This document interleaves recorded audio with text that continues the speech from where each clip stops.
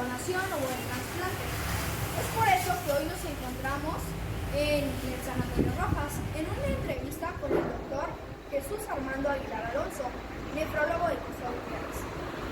Tiene una especialidad en medicina interna y una subespecialidad en nefrología y es acreedor de 5 publicaciones. Una urotac y es una angiotomografía del riñón. Bien, estamos viendo ahí primero la angiotomografía, entonces ahí se permite ver la arteria aorta abdominal, de ahí salen sus arterias renales y entonces vemos que no haya ninguna alteración en la vasculatura renal. Ella va a ser la donadora y necesitamos saber que el riñón esté bien. Pues, se dan cuenta, están los 2 riñones y su vasculatura pareciera estar normal. ¿Bien? ¿Cómo se hace este estudio? Se le pone una sonda al paciente, bien, una sonda Foley, y se le inyecta por la sonda Foley un medio de contraste. Entonces, primero se toma una placa simple, ahí se ve la placa simple, no hay nada que nos llame la atención, se le pone la sonda, se empieza a llenar la vejiga y se le hacen unas radiografías tanto de frente como de perfil para ver cómo es la vejiga.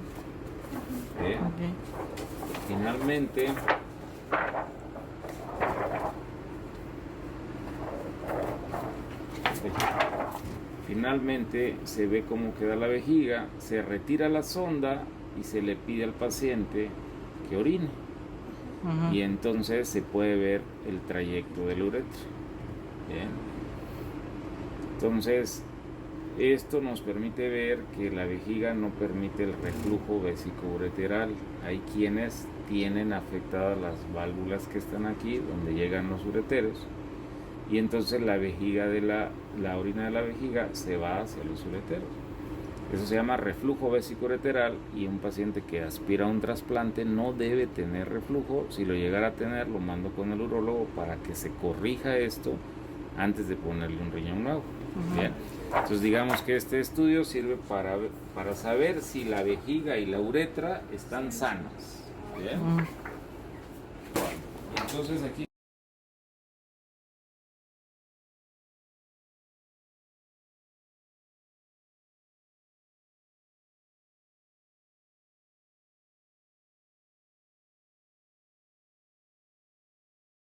permitir saber su función renal.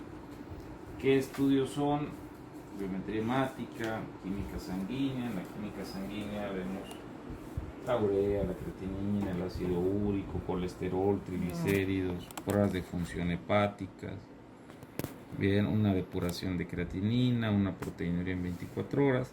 Aquí lamentablemente la depuración de creatinina no se realizó de forma correcta, puesto que la donadora no llevó completa la orina, llevó parte de la orina de 24 horas, por eso salió muy bajita.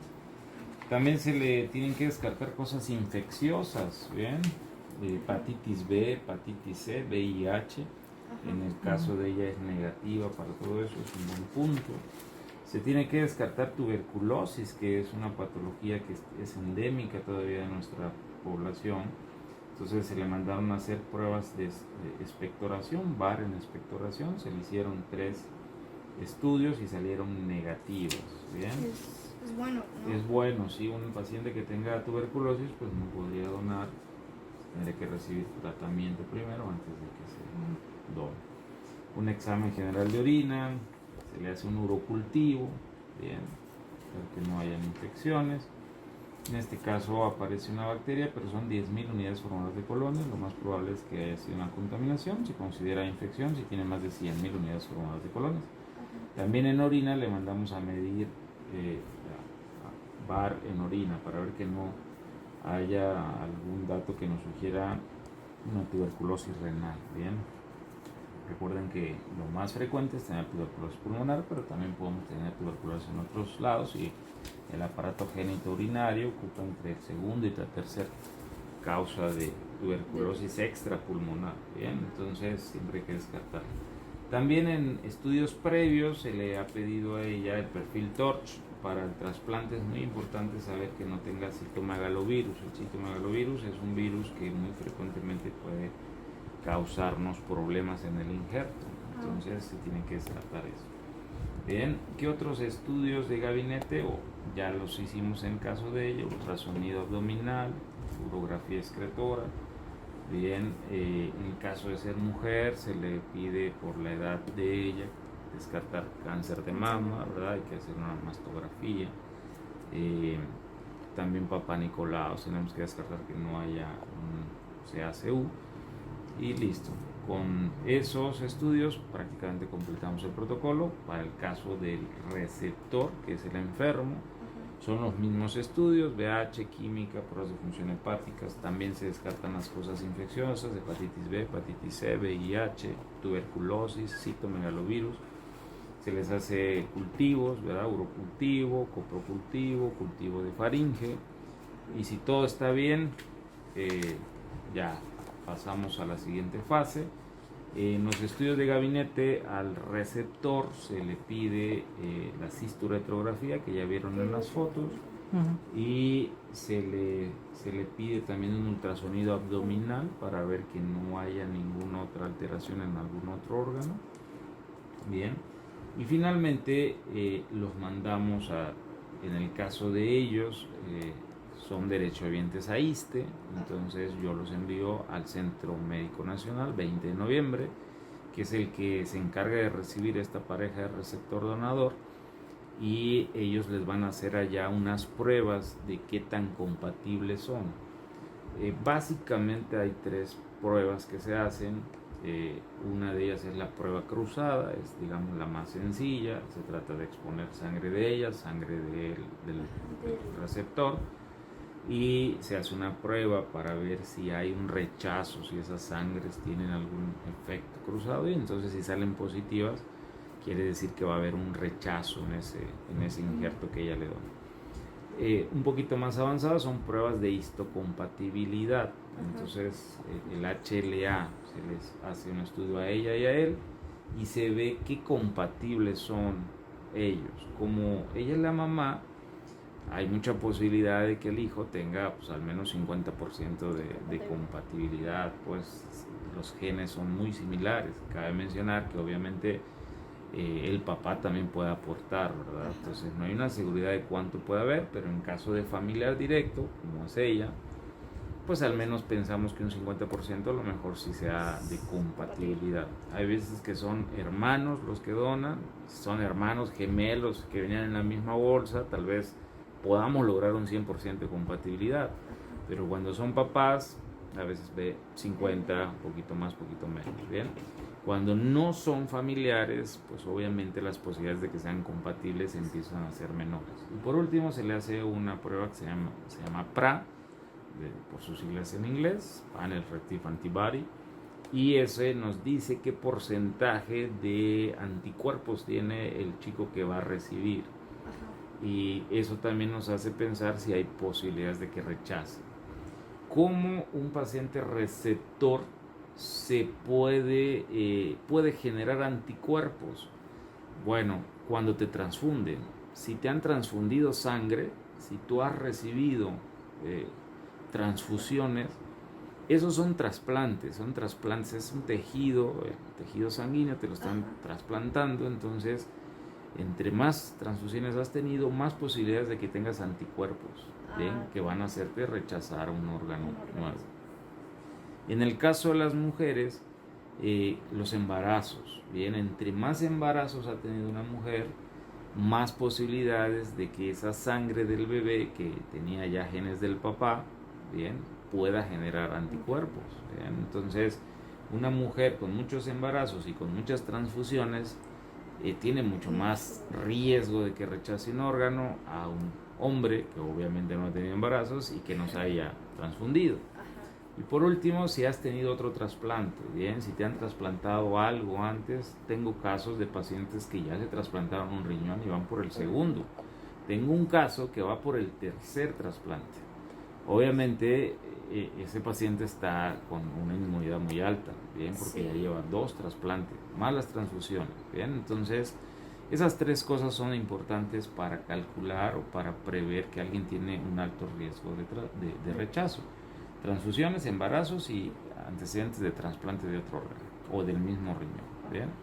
Entonces, eso se encarga el Centro Médico Nacional. Son estudios que no los hacemos en Chiapas y que son caros. O sea, si ustedes van a un laboratorio, están en promedio en 50,000 pesos esos estudios. Son costosos.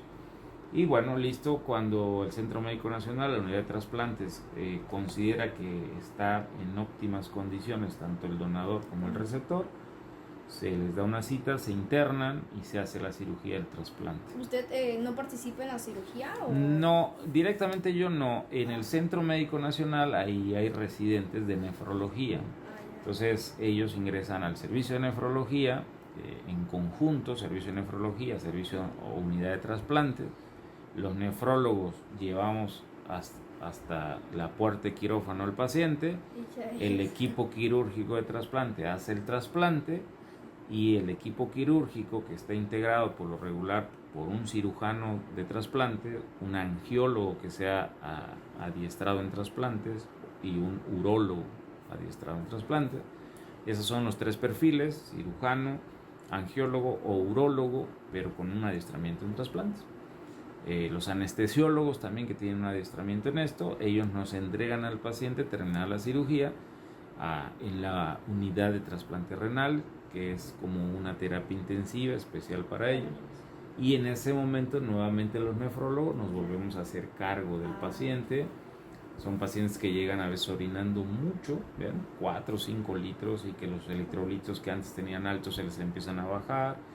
Tenemos que manejar la inmunodepresión. Los pacientes salen en ese momento muy inmunodeprimidos, tienen que estar aislados una semana para que no los contagiemos de alguna cosa.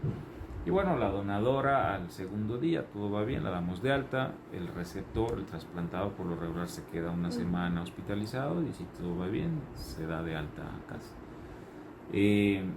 Después de que esto sucede, ya regresan a Tuxtla y yo les doy el seguimiento a los pacientes trasplantados en el 20 de noviembre. Les doy seguimiento aquí en la consulta, tanto al receptor como al donador.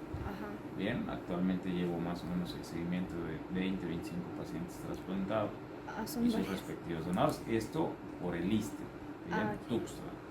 También hay trasplantados en ISSSTE Tapachula, y aparte tengo pacientes que les doy el seguimiento por parte del IMSS. Ahí tengo más o menos 60 pacientes trasplantados. O sea que sí es una lista bastante grande. Sí, en todo Chiapas debe haber 150 o un poquito más pacientes trasplantados con el riñón funcionando, bien, más otros más que ya perdieron el órgano y ahora están nuevamente en diálisis o hemodiálisis, pero con un riñón funcionándoles bien, con un injerto, le llamamos funcionando bien, deben haber entre 150 y 200 pacientes en el estado de Chiapas. De Chiapas, ok. Sí, gracias. Bueno, entonces, ahorita si quieren me dicen alguna otra duda que tengan y lo vamos bien. Sí, claro.